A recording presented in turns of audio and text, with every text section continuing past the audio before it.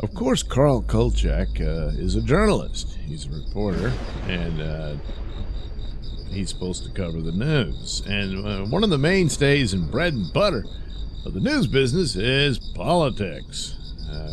Other than that, what do you got? Sports and entertainment. The weather, yeah. There's crime, of course. It ebbs and flows and whatnot. And unless it's something particularly spectacular about it, it's kind of But the mainstay and the people that are of interest in the news, who's running, who isn't, who's running for re-election, and all this sort of who's the new star on the scene and that kind of thing is a lot of, as I said, the bread and butter of the news business. So sooner or later, you're going to have Carl involved with something of that nature. And thus, here we have an episode called The Devil's Platform. So, hey, how does somebody who comes out of nowhere rise to the top? Well, he makes a deal with the devil.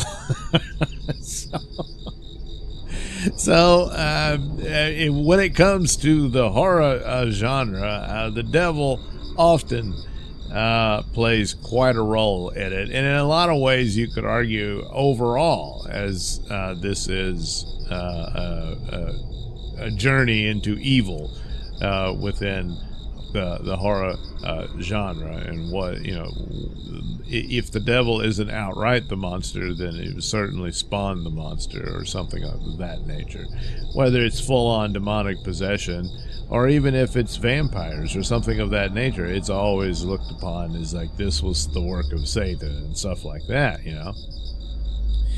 well, here we have Tom Skerritt before he suddenly became very old. He's one of those guys. He's like, I never really looked into it, but I've heard tell. A lot of people opine on this.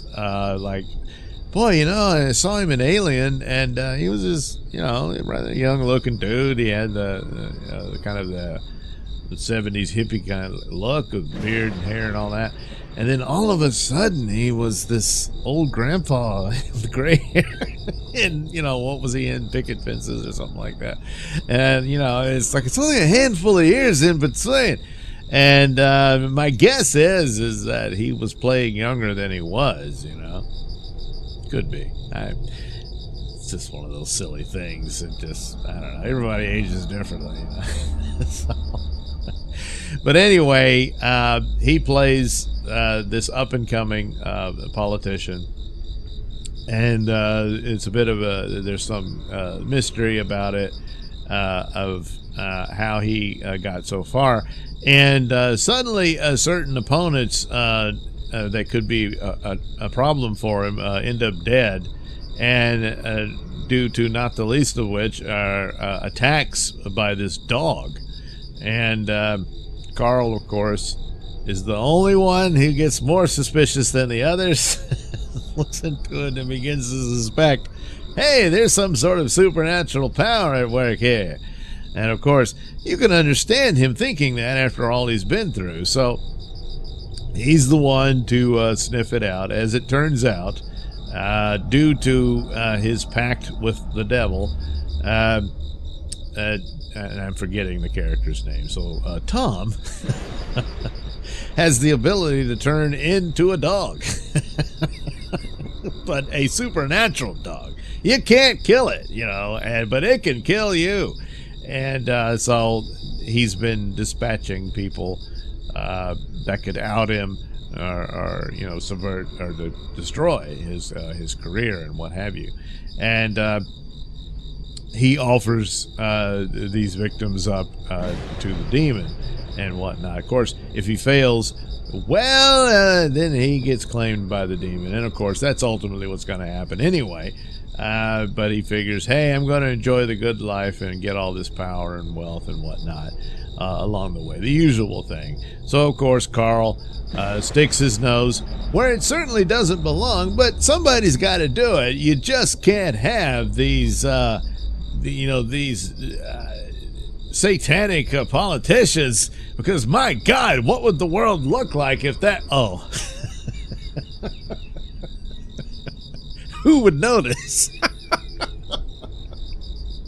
Well, Carl did, so he sticks his nose in it. He barely escapes some scrapes here and there, as per the usual things. But this is another example of they're breaking quite a few of the templates. The main template's still there. Nobody believes him. All this sort of thing.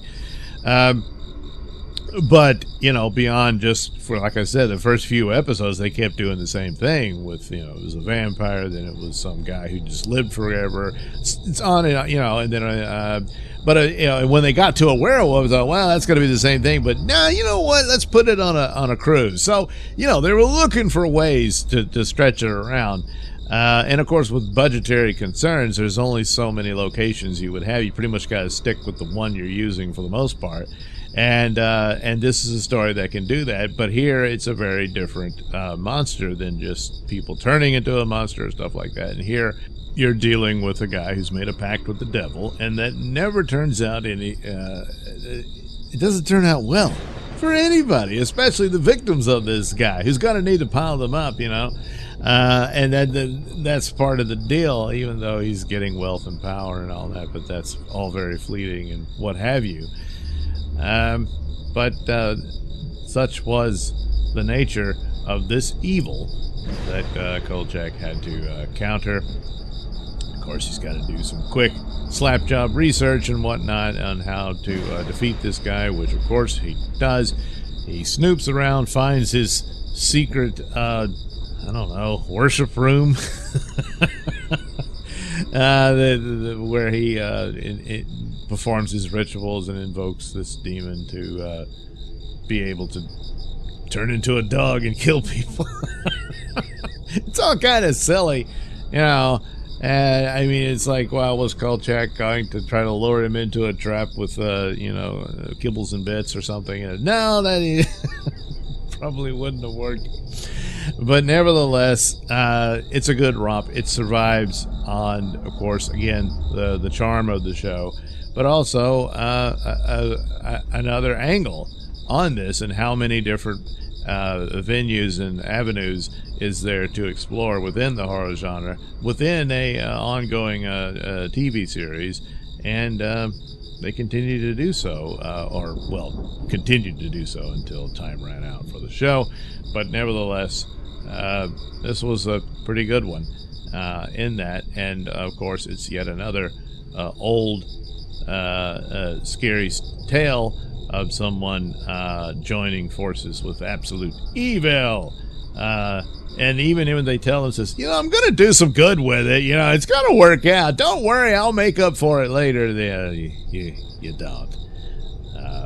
The answer here is, don't worship the devil. Yeah, don't make deals with him. You're not going to win, Anyway, there we go. Another fun episode of Kolchak the Night Stalker in the Devil's Platform.